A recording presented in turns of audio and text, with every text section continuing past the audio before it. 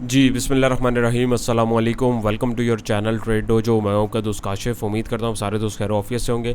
अच्छा जनाब, 22 जून और थर्सडे मार्केट का एनालिसिस लेके आपकी खिदमत में फिर से एक दफ़ा हाजिर हैं। वीडियो स्टार्ट करने से पहले आप लोगों से रिक्वेस्ट है, चैनल पे नए, वीडियो पसंद आए, एफर्ट्स पसंद आए तो चैनल को सब्सक्राइब कर लीजिएगा, वीडियो को लाइक कर दीजिएगा। और कोई भी कमेंट्स आपके हों किसी स्क्रिप्ट का एनालिसिस अगर आप देखना चाहते हो कमेंट सेक्शन में बता सकते हैं। Apart from that script analysis की जो वीडियो है अभी आज ही मैंने जो है थोड़ी देर पहले अपलोड करी है, आप भी उसको जो है देख सकते हैं ताकि आप लोगों को भी समझ में आए कि सिर्फ स्क्रिप्ट एनालिसिस नहीं करना होता, मेनली आपको प्राइस एक्शन देखना होता, चार्ट्स देखना होता। सारी जो है डिटेल्ड सिनेरियोस वीडियो के अंदर आप लोगों के साथ जो है शेयर कर दिए गए हैं। अच्छा जी, और कल की वीडियो आप लोगों के साथ अपलोड नहीं हो पाई थी। ग्रुप के अंदर आप लोगों को जितने दोस्त ऐड हैं उनको अपलोड कर दिया गया था। वॉइस नोट और सिनेरियोज़ जो है वो आप लोगों के साथ एक्सप्लेन कर दिए गए थे कि क्या क्या पॉसिबिलिटीज़ हो सकती हैं। एनी हाउ, तो अभी अगर हम लोग देखें आज थर्सडे मार्केट ने क्या क्लोजिंग दी है, 40,152 की क्लोजिंग दी है। 68 पॉइंट इंडेक्स में से कम हुआ है, 0.17% ओवरऑल पॉइंट जो है कम हुए हैं। 6.5 करोड़ के वॉल्यूम्स जो है वो लगे हैं। प्रीवियस क्लोज 40,200 की थी। डे रेंज की बात करूँ तो 40,100 से लेके ऑलमोस्ट 40,300 तक मार्केट ने हाई लगाया और उसमें भी मार्केट अपने लो के पास क्लोजिंग दी। सिर्फ 150-200 पॉइंट के दरमियान मार्केट, यानी ऑलमोस्ट अगर राउंड फिगर करूँ तो 300 पॉइंट के दरमियान मार्केट फ्लक्चुएट करी हार्डली, और वहाँ से भी जो है रिजेक्शन लेके अपनी जो है ओपनिंग के पास इसने क्लोजिंग दे दी, जो कि एक अच्छी बात नहीं है। 52 वीक रेंज की अगर मैं बात करूँ तो मार्केट को आप देखें 38,135 से 43,887 के जोन के पास यानी अपनी हाई से किस तरह अपने लो की तरफ मार्केट आ रही है।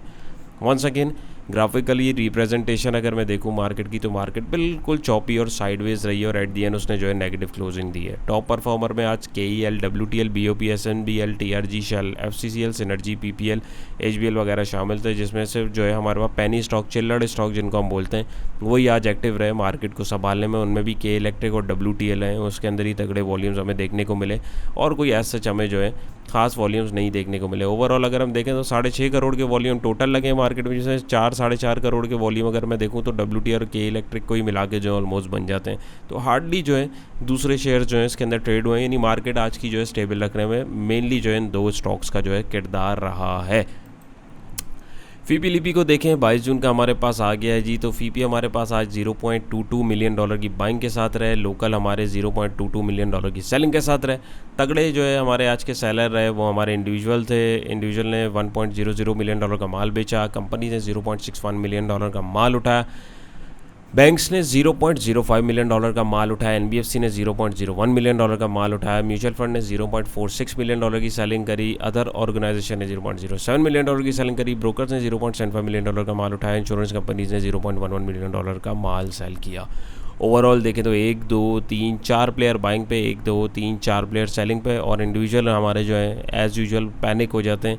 जहाँ बेचना होता है वहाँ बेचते नहीं है, जहाँ ख़रीदना होता है वहाँ जो है बेच देते हैं। लेकिन मैं स्टिल ये नहीं कह रहा कि ये बुरा स्टांस था, अब भी जो है ये एक स्टिल एक अच्छा ही स्टांस था। बट कुछ चीज़ें जो होती हैं आपको ऑन टाइम जो है आपको एक्शन लेना होता है। लेकिन अभी भी अगर आप देखें तो अब मार्केट के ऊपर अब अभी मैं आपको चार्ट पे दिखाऊंगा, आप बोलेंगे यार ये क्या सीन है।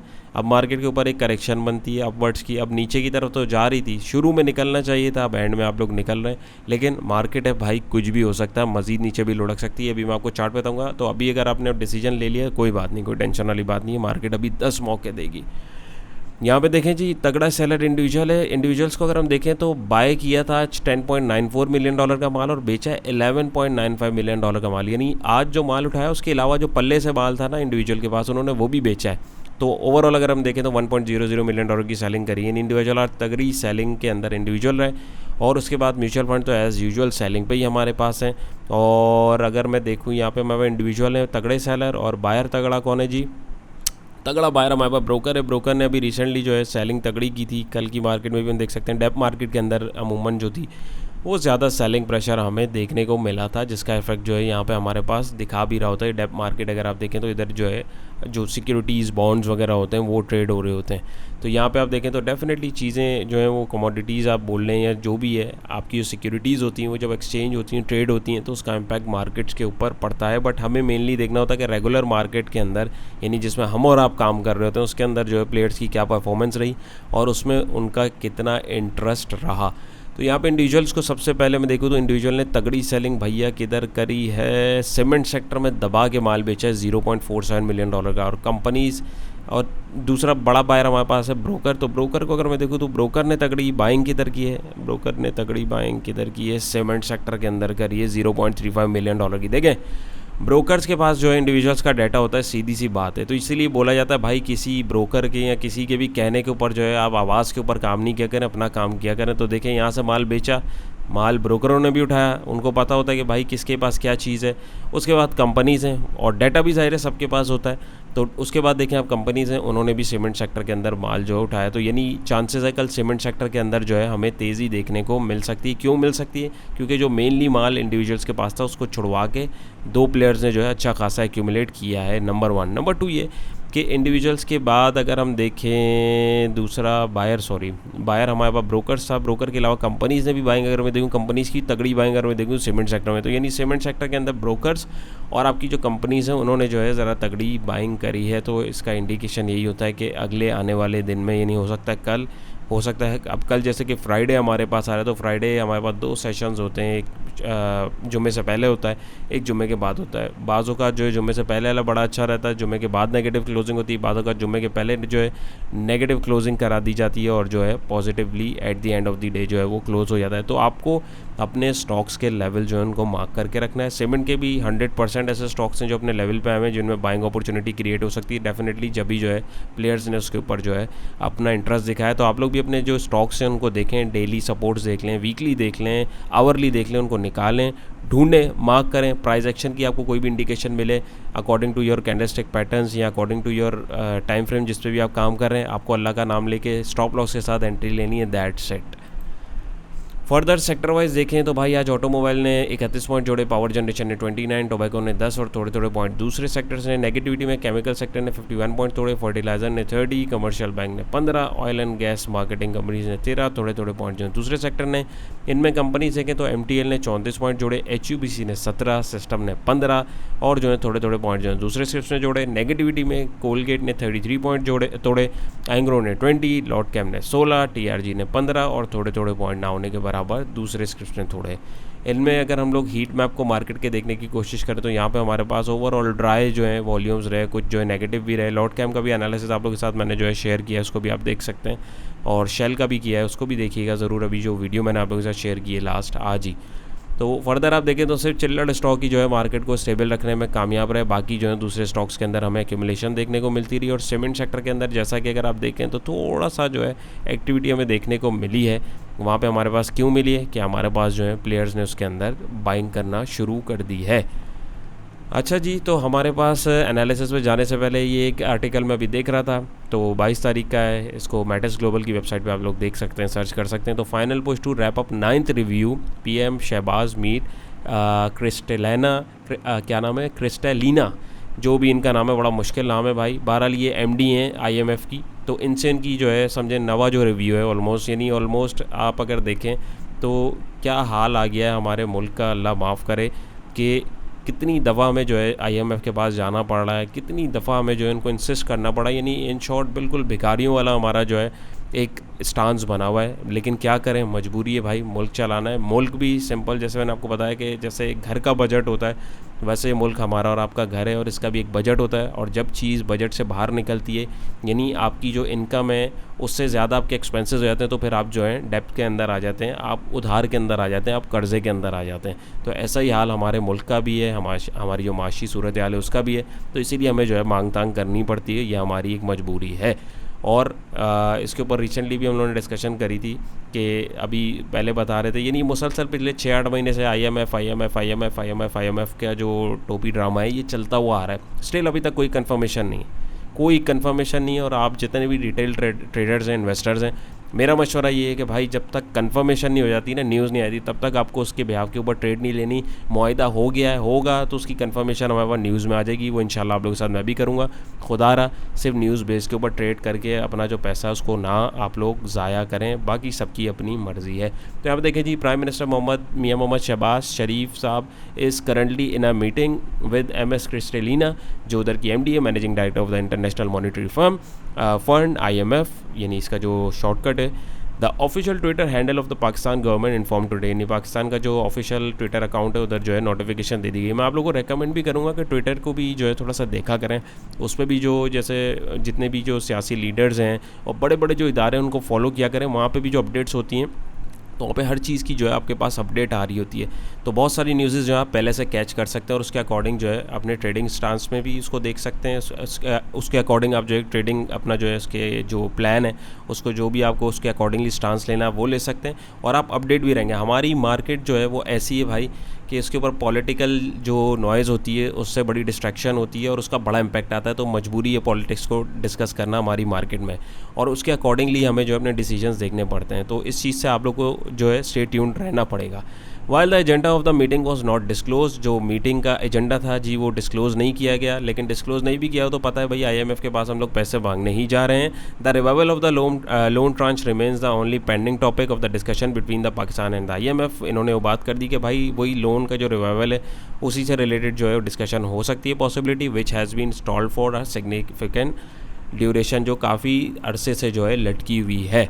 तो ये सिचुएशन है, जब तक ये IMF वाला मामला साइड पे नहीं हो जाता, इलेक्शन वाला मामला साइड पे नहीं हो जाता, हमारी मार्केट में एक स्पेसिफिक डायरेक्शन अभी हम लोग नहीं देख सकते हैं। ये नीचे भी जा सकती है, मज़ीद ऊपर भी जा सकती है। इंशाल्लाह ग्रैंड एनालिसिस जो आप लोगों के साथ मैंने प्रीवियस वीडियो में प्रॉमिस किया वीकेंड के ऊपर उसको मैं करूँगा, तो आप में जो देखना चाहें उसको ज़रूर देखें। उसमें मैं आप लोगों के साथ जैसे प्रीवियसली आप लोगों के साथ मैंने डिस्कशन करी थी कि पोटेंशियल 38 का जोन हमें मिल सकता है, तो हम लोगों ने उसको देखा। अब फर्दर मार्केट के अंदर कहाँ पे पॉसिबिलिटीज़ हैं, आगे 4-5 हज़ार पॉइंट ऊपर जानी है, नीचे जानी है, कहाँ तक जा सकती है और क्या चीज़ें उसके ऊपर डिपेंड करती हैं, वो फर्दर हम लोग उस वीडियो में डिस्कस करेंगे। तो उसको आप लोग ज़रूर देखिएगा, इंशाल्लाह फ़ायदा होगा। तो ये हमारे पास आज की जनाब न्यूज़ थी। न्यूज़ के ऊपर जाने से पहले हम लोग जो है अब डिस्कस करेंगे हमारा जो है चार्ट आ गया है, डेली चार्ट। ये स्विंग ट्रेडर के पर्सपेक्टिव से जो ट्रेड करते हैं उनके लिए चार्ट है। अगर आप लोग भी टेक्निकल एनालिसिस सीखना चाहते हैं, डिटेल में अपना एनालिसिस प्राइस एक्शन के अकॉर्डिंग प्योरली खुद करना चाहते हैं, तो आप दिए गए नंबर पर रब्ता करके मज़ीद मालूमात कर सकते हैं, हमारे टेक्निकल एनालिसिस कोर्स को अटेंड कर सकते हैं।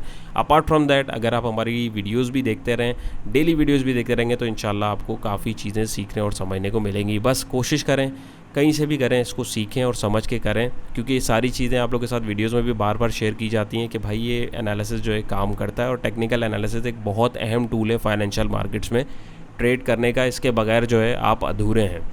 तो यहाँ पे देखें जी, स्विंग ट्रेड के हिसाब से लेवल आप लोगों के साथ शेयर किए थे कल परसों, जो आपको यहाँ पे इस कैंडल के ऊपर बताया था 20 तारीख की वीडियो में भी आप लोगों के साथ डिस्कशन की थी कि भाई अभी कंफर्मेशन मिलनी चाहिए। कंफर्मेशन क्या थी कि इससे ऊपर क्लोजिंग हो, ऑल दो मार्केट इससे ऊपर खुली और ऊपर जाने की कोशिश करी, लेकिन उसने जो है सपोर्ट को तोड़ भी दिया। और यहाँ पे अगर आप देखें तो हमारे पास एक नेगेटिव क्लोजिंग हमें देखने को मिली है, उसने यानी कि सपोर्ट को ऑनर नहीं किया, नंबर 1। नंबर 2, आज की भी अगर हम देखें इसको, तो आज भी इसने जो है उधर से खोलने की कोशिश करी उस सपोर्ट को, यानी जो थी यहाँ पे उसका था रेजिस्टेंस, इसने टेस्ट करने की कोशिश करी और एट दी एंड उससे भी नीचे क्लोजिंग दे दी। तो अब क्या करना चाहिए, तो भाई कल के लिए हमारे पास जो है यही 40,400 40,590 का रेजिस्टेंस, एक अहम रेजिस्टेंस का सामना में यहाँ पे करना पड़ेगा। वरना अब आइडियल लेवल जहाँ से वेव की इब्तदा हुई थी 39,700 के आसपास का जो जोन है, हम इधर अब जो है एक बाइंग अपॉर्चुनिटी तलाश करेंगे। और अगर मैं इसको थोड़ा सा एक्सटेंड भी करूँ तो यहाँ पे अगर आप देखें तो एक बाउंस पोटेंशियली यहाँ पे एक छोटा सा बन सकता है, क्योंकि इस चैनल को अगर आप देखें इसने इसको ब्रेकआउट दिया और अब अगर आप देखें तो इसने सपोर्ट को तोड़ के इस चैनल की जो लाइन है यहाँ से जो है सपोर्ट बनाने की कोशिश करी है। यानी ये जो माइक्रो चैनल इसका चल रहा था, और ये अगर मैं इसका जो ग्रैंड चैनल चल रहा है अगर इसको भी खींचूँ तो यहाँ पे आप देखें तो इसकी भी जो है ये ब्रेकआउट ज़ाहिर है इसका हुआ, फिर इसमें एक माइक्रो चैनल बना, फिर उसने उसका ब्रेकआउट दिया, वो सस्टेन नहीं करा, तो अब ये इसके जो ब्रेकआउट हुआ है ये यहाँ तक जो है इस पर भी सपोर्ट बनाने के लिए आ सकती है। बहुत सारी चीज़ें, बहुत सारे पहलू हैं, बट हमें जो है सिंपल तरीके से चीज़ों के ऊपर नज़र रखनी है। तो यहाँ पे हमारे पास अभी चांस है कि मार्केट यहाँ से बाउंस लेके इस ट्रेंड लाइन को एक तो टच कर सकती है, एक पॉसिबिलिटी ये। सेकंड जो है एक आइडियल जो अगर मैं बोलूँ, एक अगर हमारे पास एक सेशन और नेगेटिव हो जाता है तो हमारे पास यहाँ पे इसकी भरपूर करेक्शन पूरी हो जाती है, यानी इस वेव की जो है पूरी करेक्शन हो जाती है और यहाँ पे एक अच्छी बाइंग अपॉर्चुनिटी हमें कमिंग वीक में देखने को मिल सकती है। वंस अगेन पॉजिटिव न्यूज़ जो है उसका इम्पैक्ट जो है मार्केट के ऊपर बहुत ज़्यादा पड़ता है और पड़ेगा, और इस वक्त हमें जो है पॉजिटिव न्यूज़ की अशद ज़रूरत है। टेक्निकल्स अपना काम भरपूर कर रहे हैं, लेवल्स जो हैं वो ओनर हो रहे हैं, मार्केट उधर आ रही है। अब लेट्स सी, हो सकता है ये इधर रोक दें कल मार्केट, पॉसिबिलिटीज़ देखें कुछ भी, मुझे भी नहीं पता, किसी को भी नहीं पता कल मार्केट कैसा परफॉर्म करेगी, हमें जैसा अपना स्टांस तैयार रखना है। तो रेजिस्टेंस हमारे पास कम से कम यही है, यही लेवल है। एल्स अब नेक्स्ट हमारे पास जो पोटेंशियल सपोर्ट है 39,700 की है, हमें इधर तक वेट हर हाल में करना पड़ेगा।